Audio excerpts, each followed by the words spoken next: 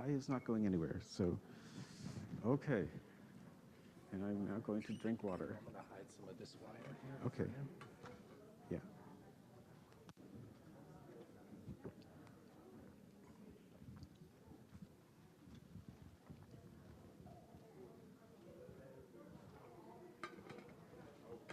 Better.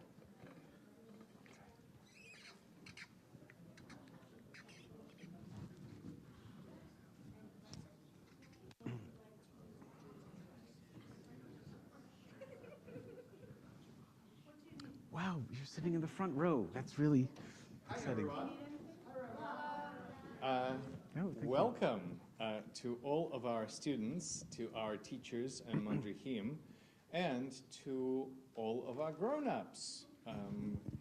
Thank you for, well, I was talking about the 7th graders. I was not talking to people sitting in the back row. Those are not grown-ups. So a few things just for a quick second. Number one, welcome. This is always one of the most thrilling things that I could ever imagine doing for an hour on a Wednesday afternoon. I am delighted to welcome Rabbi Kevin Hale, who is our scribe, the Sofer Stam, to Temple Emmanuel. I am not going to take any of the time that he has because we have a wonderful and a rare opportunity to learn with him, from him, and in his presence. I do want to point out a couple of things. Number one, Jeffrey Levick, a TE member at the back there, also known as father of Simone and Rafi, has began earlier today documenting our restoration of the scroll, and God willing will accompany us on the journey to deliver the scroll to Valencia, and will be telling his documentary filmmaker, among other things, and he'll be telling the story of the scroll and where it goes. So he is capturing some of the footage today. If there are parents here, and if there are kids, and if you know your parents would like for your likeness not to appear in the publicly visible things, which we know some families are protective of the kids, please make sure that you don't run into the shot, don't come up onto the beam. That's, or if we can have you identified, I don't think there's anyone in particular, but let's make sure that we will let Jeff know. And last but not least, a little birdie told me that it's Tyler's birthday today. You guys ready? Yom Huledet Sameach, Yom Huledet Sameach, Yom Huledet to Tyler, who is turning 13 today and has his bar mitzvah on Saturday, and he's going to be awesome, and is not going to be distracted on the day of his bar mitzvah. Happy birthday to Tyler. Woo! And with that, Rabbi Hale. All right, thank you. I am so delighted to be here, and we have an hour, which is not enough time to teach all of Torah, and what I love to do is practice writing, but it is time to show you some of the tools and materials that go into the writing and repair of Torah, and also what I'm doing here, and to talk a little bit about the amazing technology of the writing of Torah.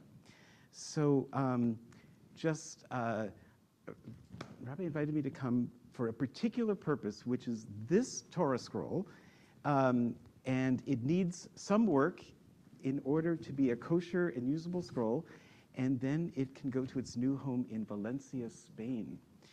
And that's remarkable in itself. So I'm going to be doing a little bit of showing, not with a quill and parchment because it's just too small, but a piece of crayon. And I just want you to picture that this is one of these, okay? So who's done calligraphy? Okay, so those of you who do calligraphy are probably familiar that the edge of the pen is it's an edge rather than a point. And we're going to do a little trip into what you can do with this and how we have made these 304,805 letters into the Torah scroll for thousands of years. And in spite of changing technologies, we Jewish people keep on doing this by hand. So before, wow, why is there a drop of ink here? That's a bad sign. Before jumping in, I just wanted to introduce someone. And this is my beloved teacher, and his name was Rabbi Dr. Eric Ray. And I will tell you a story about him that's related today. But he taught me how to write Torah and also how to repair Torah and tefillin and mezuzah. And he in particular was an expert on all the varieties of ways that we have written our Torahs throughout history. And one thing to know about him is that he was a foot taller than me. So I am 5'4.25", and he was a foot taller. And it was my privilege, after training to be a rabbi and serving in a congregation, to learn from him. But what I share with you, I learned from him, and he learned from his teacher. So you have to picture me standing on his shoulders, and I'll do my best to keep my balance. The other thing about Eric Ray is that Rabbi Farbman and I both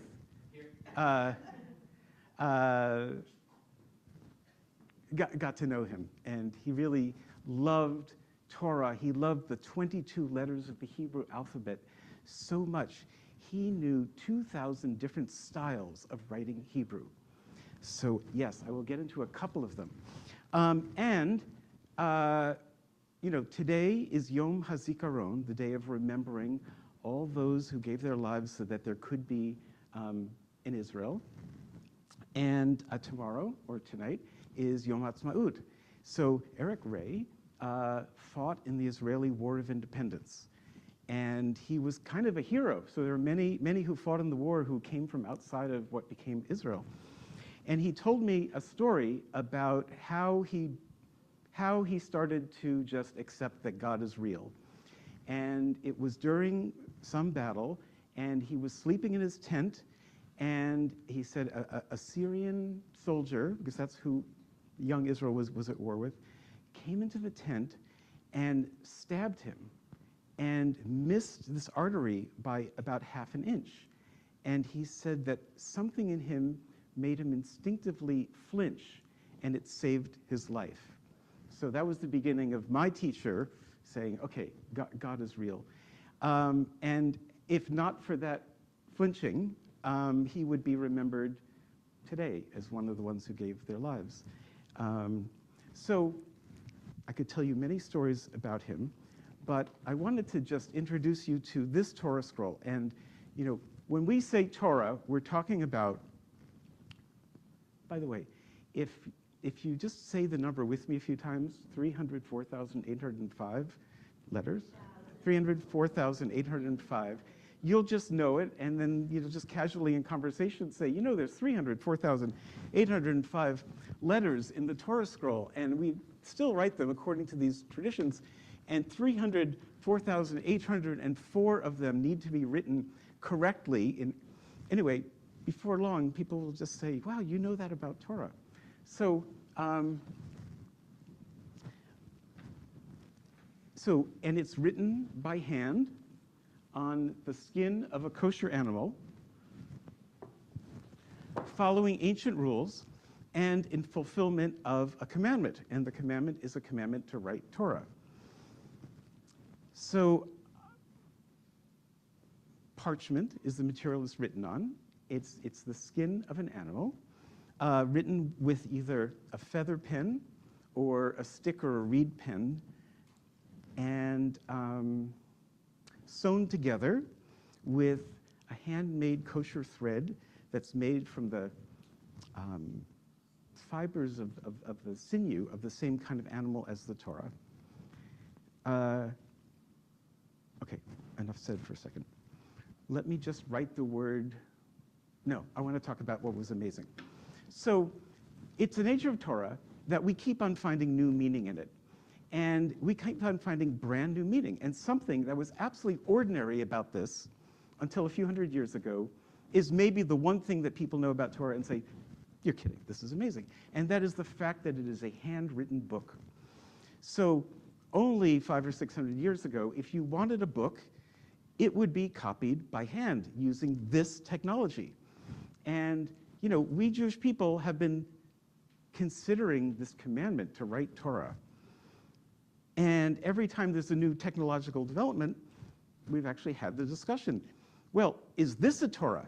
I have a beautiful copy of the Torah in this device. It's not even in the device because it's just electrical impulses. And yet, that's not a Torah. That is, for those of you who are getting used to these tools, it's a chumash. It's really a copy of the words. But an actual Torah is the result of a human being actually spending usually a year or so copying by hand every one. Okay, I'm going to take a detour only because we have time, and that is that words used to be physical things in 3 dimensions, and handwriting used to be physical. The recording of sound used to be physical, and even the taking of photos used to be physical. So just to take a look, well, starting with the actual writing, this is a document that I picked up at a flea market, and it's really boring, but it's some kind of legal document from 1848.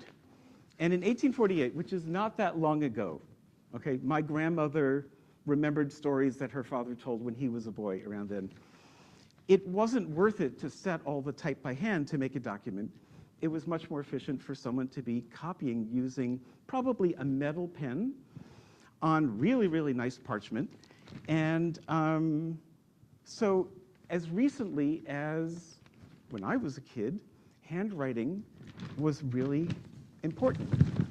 And so that's one thing. And then this is another example of, okay, now this is written not only on parchment, which is the skin of a calf, usually, but it's even written with the kind of ink that's used for Torah and with a feather pen. And this is 405 years old. And it's also just sort of a boring deed. And like Torah, it can last for an incredibly long time. If you look at Torah scrolls that were written in the 1700s, and they're the right kind of ink, the ink fades from black to this color. So, after we're done, you're welcome to handle this. So maybe it points to one of the things about Torah, which is the way that we write our Torah is incredibly old, and that Torahs are meant to last for a really, really long time. So just to visit your Torah for a moment, this was written probably the end of the 1800s, so it's sort of early middle-aged for a Torah scroll. And with repairs, this congregation that's going to be grateful to receive it can probably keep on using it for another 100 or 150 years. So just something about handwriting used to be the way that we copied text, and now how unusual that someone would write this by hand. Sound also used to be cut by hand. And if you know the expression of cutting a record, so this is a record, and if you spin it around and you put your fingernail in it, there's grooves, and the grooves vibrate. So before, when this was originally recorded, a needle gouged out the sound and vibrated according to the sounds that went into a big horn without electricity. And now we can play it back about 110 years later. Whoops. Well, that's not going so well, but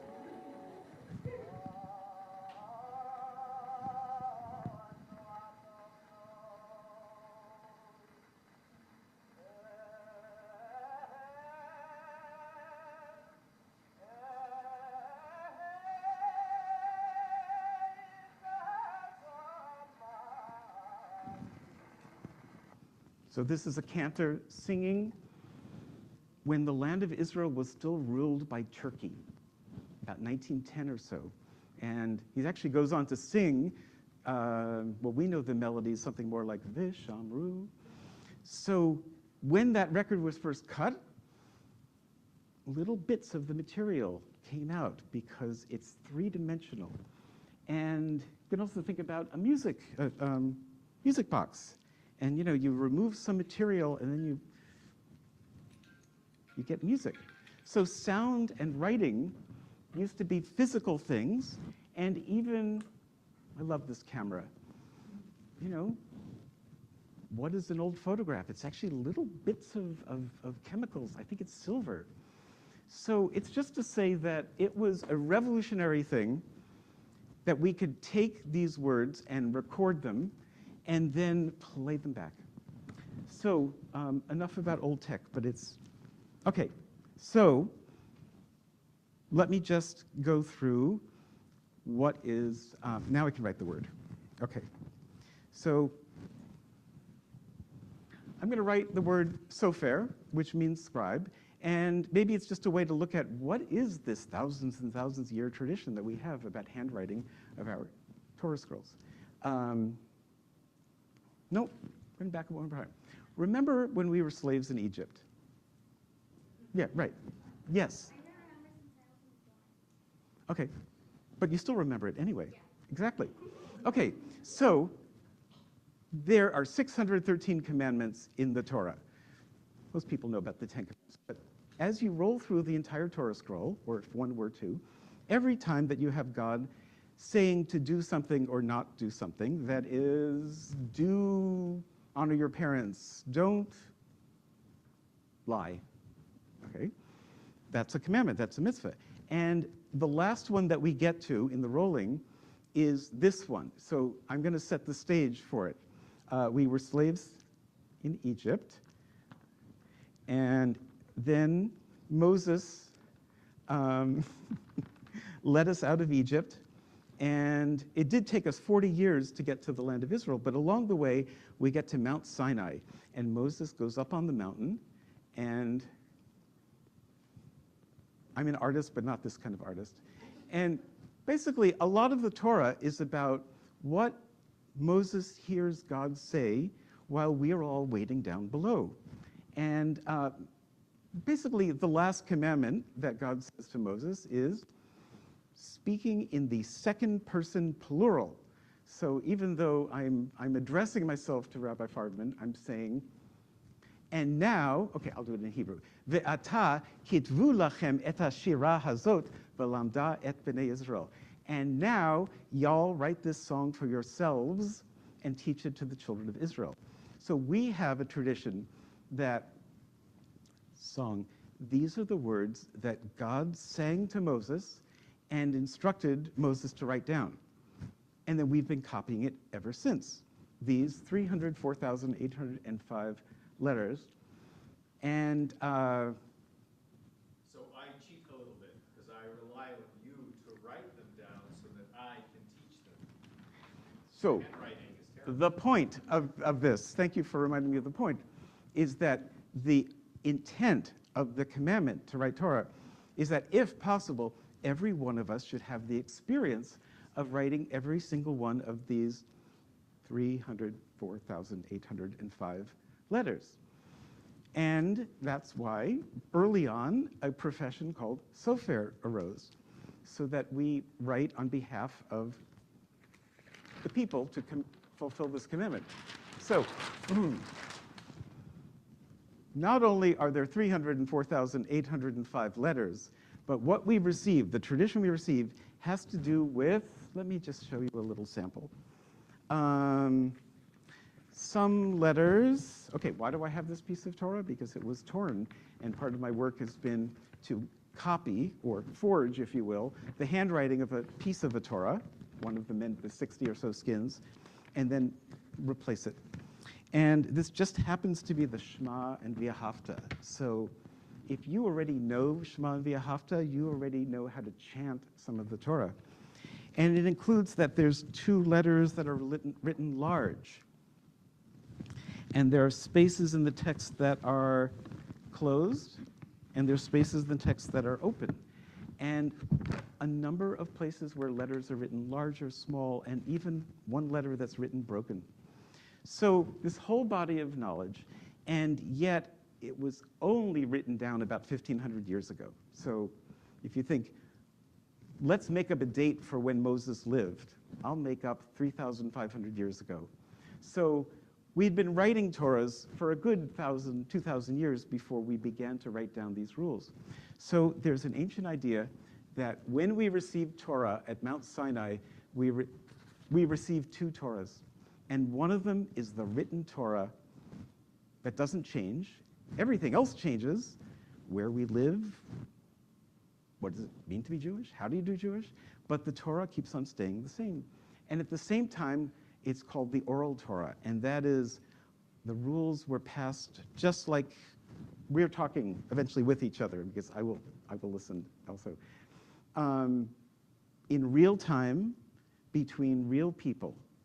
And these are the rules that began to be written down, but they're a living tradition. So they include that the words of the Torah should not be written all over the place. They need to be written in a straight line. And if you look closely at a Torah scroll, or things like it, here, you might notice that there are faint lines that are not written, but they're scratched in or pressed in. I'm going to get to these in a moment. And the words of the Torah hang down from the line. So now this is a tool, and if you're doing English calligraphy, you probably would hold the tool in this position, Hebrew in this position, and it's a measuring tool. So 1, 2, 3, usually letters in this style of writing of this Torah and many Torahs is 3 of these quill widths high. So we're really talking about sacred layout. If I were doing this with a letter to my kids, I would just let the computer do it. But, so I'm going to measure off 1, 2, 3, 4, 5, 6, and then there would be another one of these lines. So in most Torah scrolls that we see, there are 42 lines of a text, and they all hang down. And if this is a piece of a Torah scroll, beyond the edges where the sewing is are 42 pinpricks, and that's where someone had carefully laid out and put a straight edge and scored by hand. Okay, now, we want to copy a word, and the word is sofer. So we don't trust our memory. Even if you know it by heart, the way I put it is, no pressure, but since every one of us should be writing a Torah, what would happen to the universe if the Torahs were not accurate? So there's always a proof text, a copy in front of you. So I'm just writing the word sofer here. And when I'm working, I use a book like this. So this is called a tikkun, or tikkun sofrim. Tikkun I think of as tool. And it's all the words that are in a Torah with all the notes that can make it clear what the spelling is. And in the old days, if you were writing a Torah, there would be a little one, maybe this size, in front of you. And nowadays, we have tools like we can print up a copy of a Torah and have it in front of us. Yes, this was another project that I did of rewriting this Torah scroll. And if you have a tear in the Torah, don't use packaging tape. I just want to say that. Okay. So Torah is also left and right justified.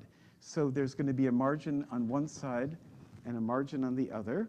And a typical piece of a Torah scroll has between 3 and 8 of these columns. So you've got a picture of the columns. And okay, I think we're ready to go. Let me write the word, and then I'll say more about how you prepare to write. And now write this song for yourselves and teach it to the children of Israel. So the main thing is write this song. So we have a tradition that not only are every one of the 304,805 letters grouped into about 80,000 words written by hand, but that they are sung aloud. So this is the melody I learned from my teacher, and you can help me. So you look at the word and you say, sofer, or any melody, sofer, samech, samech, vav, vav, pei or fei. Remember, there's no dots, vowels, cantillation, or other training wheels in the Torah. Pei, fei, usually one of my favorite letters. And the last letter, okay, there's 22 letters in the Hebrew alphabet. 5 of them have a special final form, sofit. You know that? So, pei sofit. Okay. Resh sofit. Does anyone have a problem with that? Oh, right. Because Torah has to be left and right justified, sometimes you stretch a letter or squish letters, but I mean Resh, of the 22 letters of the Hebrew alphabet, Resh is not one of the ones that has a special form. So it's different writing Torah because you call every last letter a final letter, and it's a way of saying, I'm at the end of a word, I need to leave a space, because if the words run on, that's one of the ways that a Torah is not kosher. Not kosher is called pasul. A Torah can be pasul because any one of the 304,805 letters is illegible, that is not formed correctly in the first place, not formed correctly anymore, and this is actually the case in this Torah, or because ink has fallen away, or in this case, blotches of not yet dried ink squished, or the letters are no longer separate. And with repair, it could usually be made kosher. So the word is, and it's got S, O, F, or P, E, R. And we have wonderful words that mean writer in Hebrew, and sofer really at its root means counter. So what are we counting? Well, there's 304,805 letters, and it is said that we are people of the book, but really we are people of spell checking. And for thousands of years, we have been keeping on making sure that our Torahs are accurate and that every one of those, well, you know the number, are there. So I kind of think of sofer, we keep on counting or accounting for the letters. This root, SFR, has a lot of words that are related. This is a sefer Torah. I'm a sofer.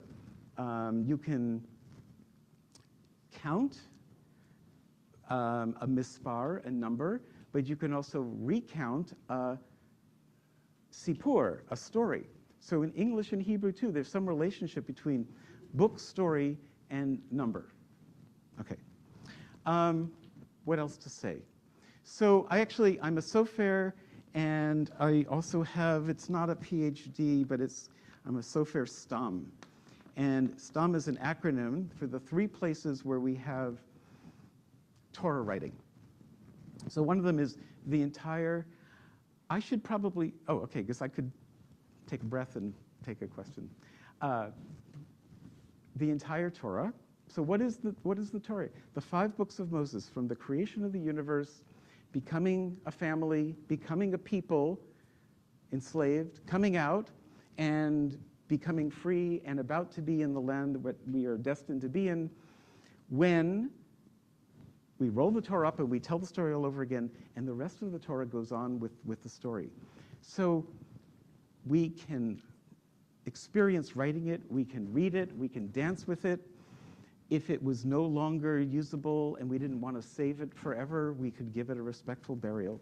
And then there's 2 other places where we find Torah, and one of them is this. So this is the M.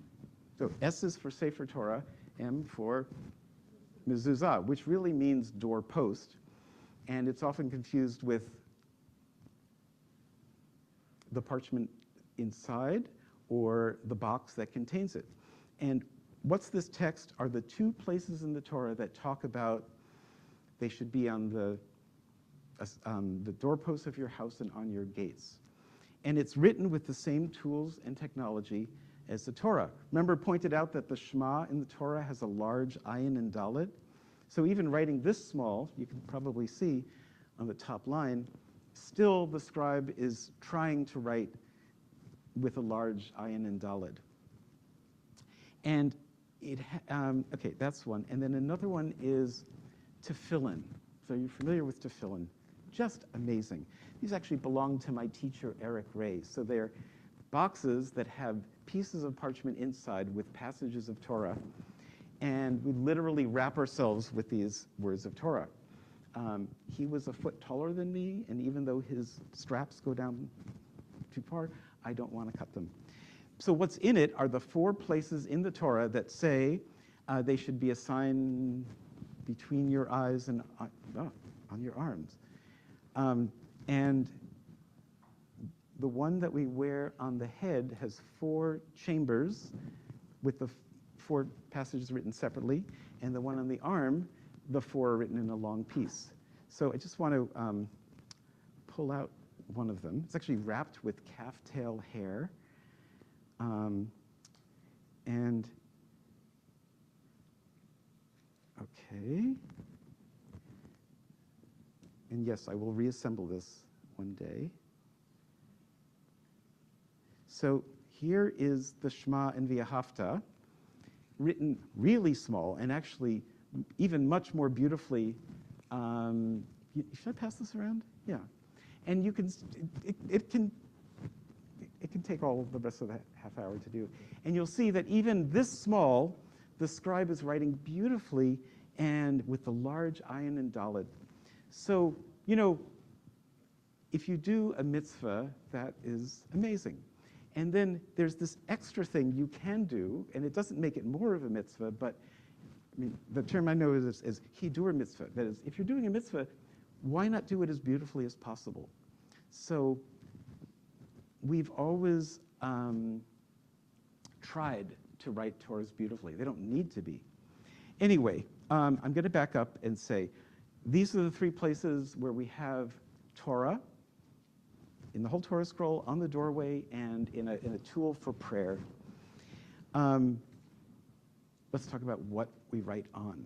So the skin of an animal, and it can be prepared one of 2 ways. But the most important thing is that it's the skin of a kosher animal. So what's a kosher animal? Well, if you follow our traditional rules for what are animals that are acceptable for being eaten, the Torah itself is a guide. So it includes cow and antelope and bison, and basically where we have lived in the world over thousands of years has kind of been a source of what kind of Torahs we write. So most of the Torahs that we have today were written on the skin of calves by scribes in Central or Eastern Europe, and that's true of this Torah. So this is a fragment of a Torah, and it was written on the skin of, I'm not sure if it was some kind of antelope or something in that category. In North Africa, I don't know, roughly around the time that the United States became a country. And it's written not with a feather pen, but a stick or a reed pen.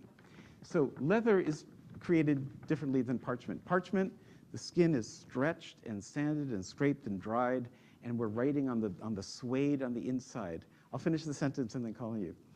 And leather is a chemical process, just like my shoe, and that's written, or was written, with a smooth stick or reed pen on the hair side. Yes? So was the parchment stained to that color, or is that natural to the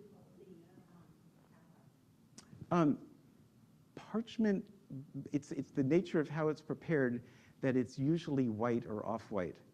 And If you're preparing it as a leather, it could be gray. Actually, this is close to it of Torahs written in Yemen, red deer-skinned. And so one thing that I am marveling about, okay, is the life story of this Torah. That it was written by a scribe somewhere in probably Poland or what's now the Czech Republic, about 150 years ago. And with a quill, a feather pen, on really nice parchment that was later covered with a chalky whitewash. And then it spent about half of its life in America. And then it went on to be the first Torah for a new synagogue in Spain, which was like America 500, 600 years ago. There was a time when that's where the action was, and that's where Torahs were written that were exquisite and beautiful. And there are very few Jewish communities in Spain. And the end of the golden age of Spain was 1492. So the same year that Europeans discovered America, Jews stopped being able to live in Spain.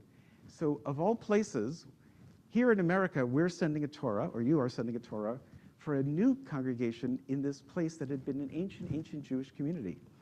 If they kept on writing Torahs in Spain, they probably would have looked very much like this one.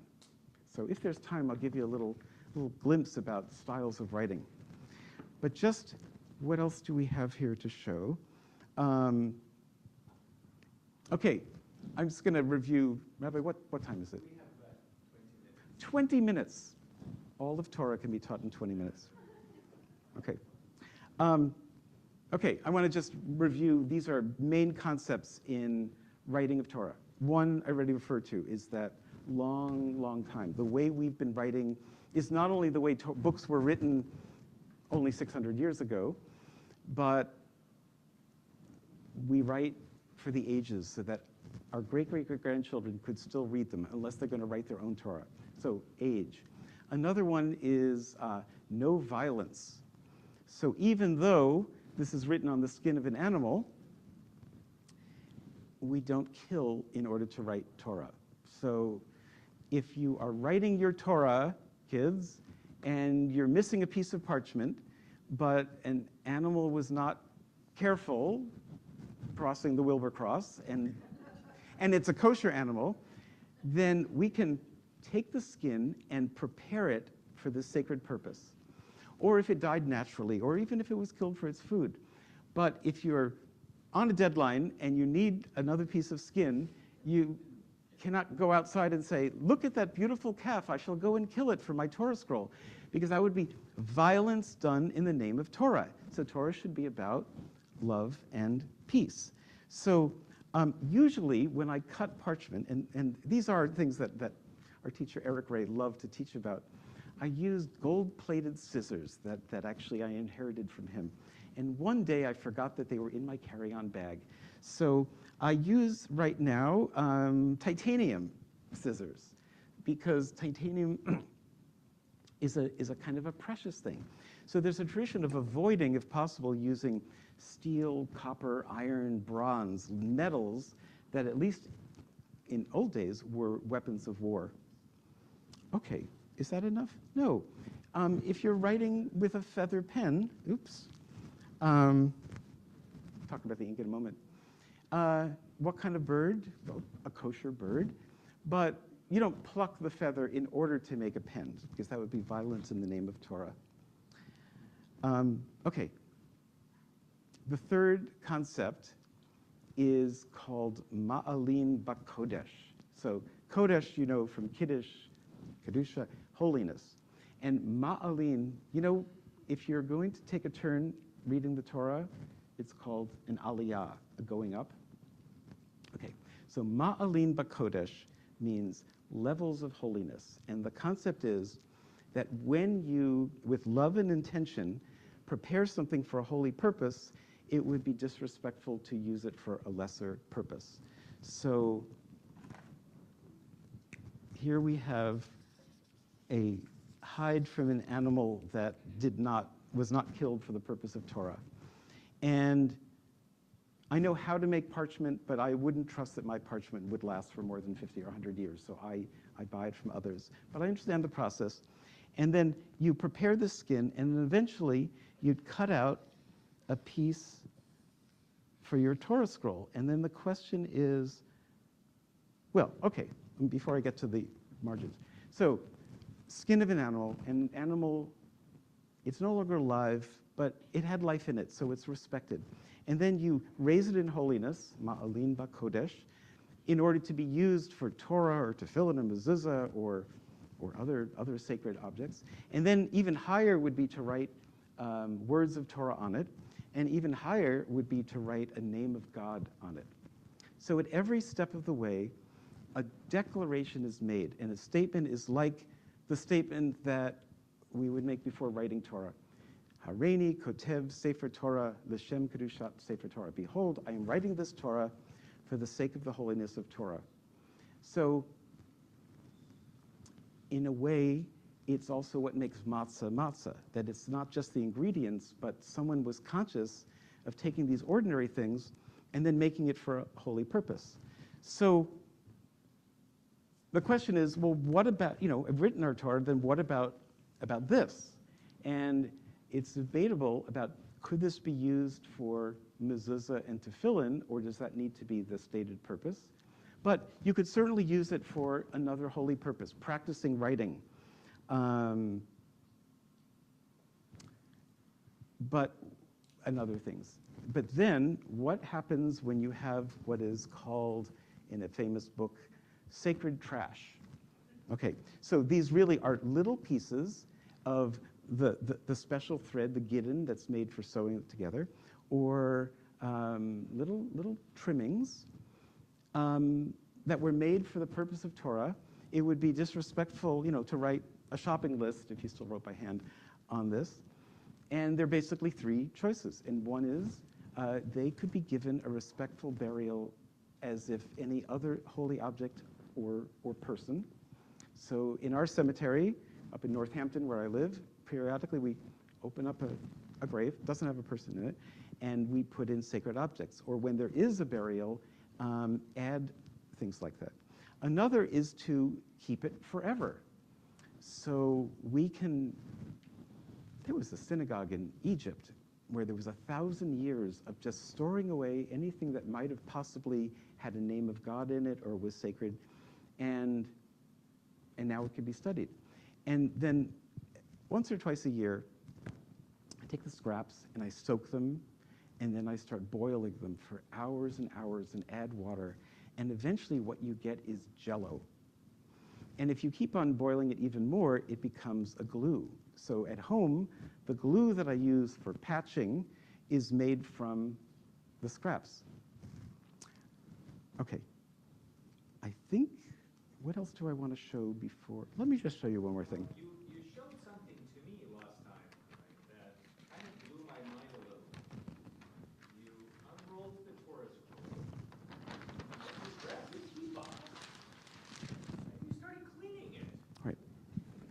And I have never seen that done before. Well, it wasn't that it was a kippah. It was that this scroll, okay, I mentioned it's written by hand with a feather pen on parchment, and then at some point it was covered with this whitewash on the back, which for about 100 years made it look really beautiful.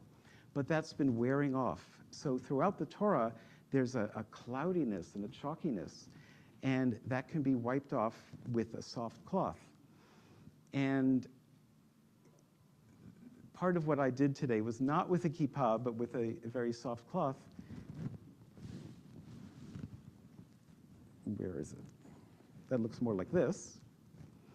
And I don't know if you can see, but yeah, it's white, so it's lifting off all this cloudy chalk, but it's also lifting off like little extra bit of soot that might have been in the ink when it was first made. So cleaning the Torah is actually important. And one of the issues with this lovely Torah scroll as it begins its new life is that when it was rewritten,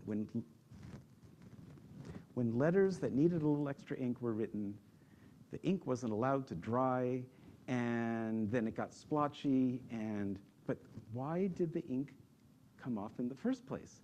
Because this is chalk, and over time, it moved around and it started grinding into the ink. So just cleaning a Torah, and I recommend that you do this carefully. You don't need to use a kippah. You could use anything soft like that, that all of your Torahs be periodically just gently wiped. So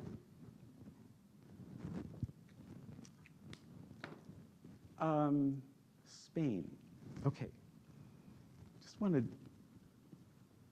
here's an aleph as it appears in the Torah that's going to Spain. And, okay, there's a line like this. If you're writing with a quill, it's very much like a chisel. And really, just about like this. It comes to a great thin edge, and it's cut at an angle so that a right-handed person like me can make a thin line this way and a thick line this way. Okay. And you can make beautiful shapes with this tool. You can make a broad line, you can make a thin line, you can make an in-between line, you can do a fancy line that changes directions, like, you know, if you're doing a daled, you could twist it around. But what you can't do with the chisel when you're writing is push it forward, because what does the chisel do? It digs in. And not only that, but it would splatter and maybe even puncture the parchment. So with an Eastern European style pen on velvety parchment, you can draw. You think about, like, what does draw mean? Like drawing water from a well. You can pull the line out, or you can go sideways, but you can't really go forward. So here is a typical aleph as I've been looking at it in your Torah all day long. There's one piece that goes like that, one goes back and sideways, and one goes down, sideways, and across. And an aleph pretty much has a diagonal, a yud, and a vav. And what we can't do is push it forward. So if, on the other hand, what we have is a Torah like this one on, we think it's antelope-style parchment. And incidentally, you notice that there are creases between the columns. So this is designed to be an atik, a self-contained case. And you don't read it like this, but you read it upright. And as you twirl the handles, each column just presents itself flat to the reader. So that uses a tool that's much more like a marker. Think about a stick that's cut to a pen and then dipped in, and it can go backwards and forwards on the smooth surface. So that's why a Sephardic, well, let's just go back to Valencia, Spain, 550 years ago, and the aleph, and remember, we've lived in different cultures where we've learned something from the different cultures. So there's something about the influence of Arabic that we can have shapes of letters that would be, you know, oops, change pens.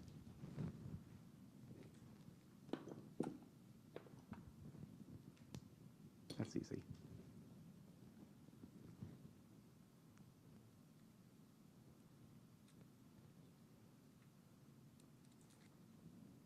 Okay.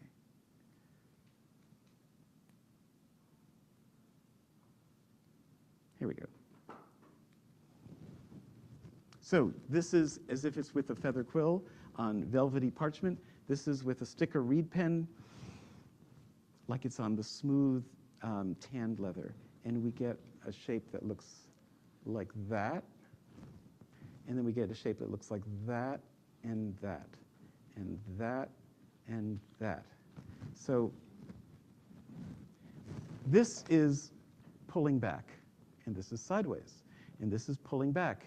And then to get this shape, push it forward, pulling back and pushing forward. So if you look at a letter and you see that there are marks that really only can be done by pushing the pen forward, you could say, well, you know, that was probably written in a Sephardic land on leather and not parchment and with a stick or reed pen. And so the style of writing tells you something about where it's from. So, we could probably just go really deep into this. But we've been playing with these letters for thousands of years and, keep on finding new ways of meeting. I am very tempted to tell you about all the other things that I have here, but I would love to take questions, comments, and yes? What will happen if you make a mistake? Do you have to do the whole entire parchment again, or do you have some things you'll erase? Usually, you can fix mistakes. So I was using this tool for a long time until a knife maker who makes knives for kosher slaughtering said, this is called an eraser. So, okay, now I want to imagine we are all about 1/100th of a millimeter tall, and we're looking at the edge of a piece of parchment. The letters are pulled up like this. And if there's a mistake in the letter, you can take your eraser and scrape it away, and there might be a little bit of a stain left over, but more or less, you can scrape down and rewrite. There's a beautiful place in the Torah where you could see where there had been writing before. Remember, I'm going to call on you next, we're people of spell checking. So after a new Torah is written, it's checked and checked and checked again. The thing is that it's very time consuming. And the worst case that might happen is that there is a name of God that was done incorrectly. And if the only way to correct it is to scrape away the name of God, that would be violating the, lifting up in holiness. So the worst thing that might happen is just the one piece of parchment that cost about $150 and took about a week to write, you might set aside. But there are ways that we take extra care so that we're not doing too many corrections. Love it. Yes? Can you show us? The scraping off? Yeah. I tell you, I will be doing this work after a little bit more, but I don't think that we're set up so that you can see. But it is, okay, just imagine that this is my eraser, and I'm going to show you exactly a mistake that I corrected. So there was an aleph that was written in your Torah, and because of, was it water or was it, damp ink, it was connected here. But I could tell that originally it was written correctly. So if I thought that it wasn't correctly written in the first place, I would take my eraser and scrape away the whole letter and rewrite it, or at least scrape it away so that it isn't really an aleph anymore. But in this case, I just scraped away the part that was getting in the way, okay, so returned it to being an aleph, and then I took an eraser, which I don't see in front of me, and erased a lot, and then I took my goat hair brush, okay, goat hair as opposed to pig or horse hair, because we want to use kosher, and all the little bits of ink and rubber brushed away, and then I took a good look to see if it still needed more, and then I would go through it again. What I usually do is I do a light wiping to begin with. I'm going to just see if there's others of you to call on and then get to seconds. Yeah? How many Torahs have you fixed so far? Oh, I think over the last 24 years, I've probably repaired 300 Torahs, from major restoration that took many, many months to my favorite repair story of all time, which is, and I just have to show you, that there was a Torah at a synagogue, and I know that I had gone over it really well, and they said, but Rabbi, it turns out that there was a final mem where there should have been a bet, and I just happened to be in the area, and I went there, and it turned out that the cover, the mantle, was made of black velvet, and a little bit of lint had just fallen right there. So I plucked it off, and it became a kosher bet again. And I did not, I could not charge for that. But yeah, but you know, remember, if it takes a year or more to write a really beautiful Torah, we could not afford to have Torah if we kept on having to, you know, replace when there's mistakes. So sometimes it just takes, you know, a little bit. And one of the things that we don't have in our country anymore is enough scribes who can just serve local communities. So you're lucky to be in a part of the world where there's probably some scribes in New Haven and in the area. Yes. How long did it take to learn? Well, how long? So I had the privilege of learning from my teacher over the course of about 4 years, and until he died. And the last time I saw Eric Ray, he perked up when he heard me talking about Torah. But his training was 7 years, and he said that probably half of it was his training, his rabbinic training. So, you know, I'm still learning. I mean, in some ways, I started learning these block letters when I was 5, which is almost 60 years ago, and still practicing. But the main part of my training was about 3 years. So, but, okay. Yes. So unfortunately, it is now 6 o'clock, which means that we have to let our students go. But we're not done learning all of Torah. Rabbi? Well, we will never be done learning all of Torah, and singing and chanting and paying attention to this. I am so grateful to you for coming and sharing the stories of Rabbi Eric Ray, who was the teacher that Mora Olga and I had a joy of working with and learning from many, many years ago, as he was the master scribe on the Torah that was being written, and we got to participate and had a chance to learn from him. So everything we've learned so far, I learned from him, and tonight has been really so wonderful because I feel that our knowledge has been expanded and deepened. Once again, thanks to Eric Ray and now to you. And it's the most beautiful continuation of this tradition. So we're going to let our students go. Thank you guys so much for being here. Thank you. I think that there is a few letters that you need to finish in the scroll. So if the grown-ups are not running away, if you want to stay for 5 more minutes, we will let you do that to make sure that Rabbi Hel gets to actually go home today at some point. I will. And with that, thank you guys so much more, Olga. Any comments for our students?